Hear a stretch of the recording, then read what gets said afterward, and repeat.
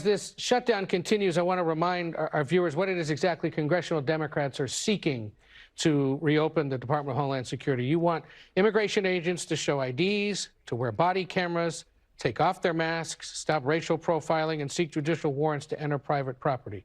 Talks between the White House and congressional Democrats are continuing.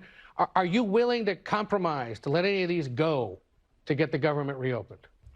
Well, our value proposition is simple. Taxpayer dollars should be used to make life more affordable for the American people, not brutalize or kill them, as we horrifically saw in Minneapolis with the cold-blooded killings of Renee Nicole Good and Alex Preddy. We know, and the American people clearly know, that ICE is totally out of control, and they need to be reined in, because the American people deserve immigration enforcement that is fair, that is just, and that is humane. And so we need dramatic change at ICE, including but not limited to the types of things that you laid out before any DHS funding bill moves forward. With the exception of some flexibility on body cameras, because they're starting to spend some money to get those out there, some Republicans have rejected this list of policy reform proposals.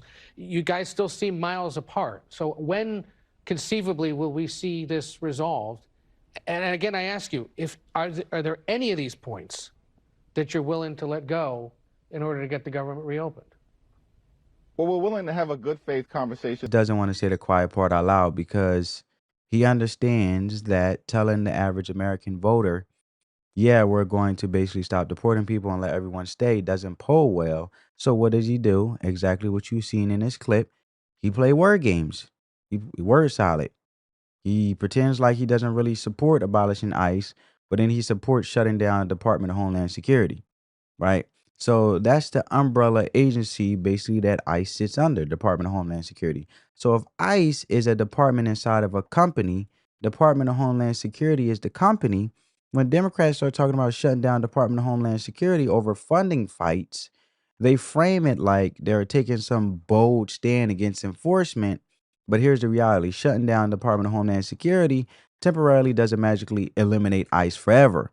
It's political theater. It's grandstanding because it's standing on the table in front of the far left base saying, look at me, I'm fighting the system, while knowing full well you're not actually dismantling it at that moment.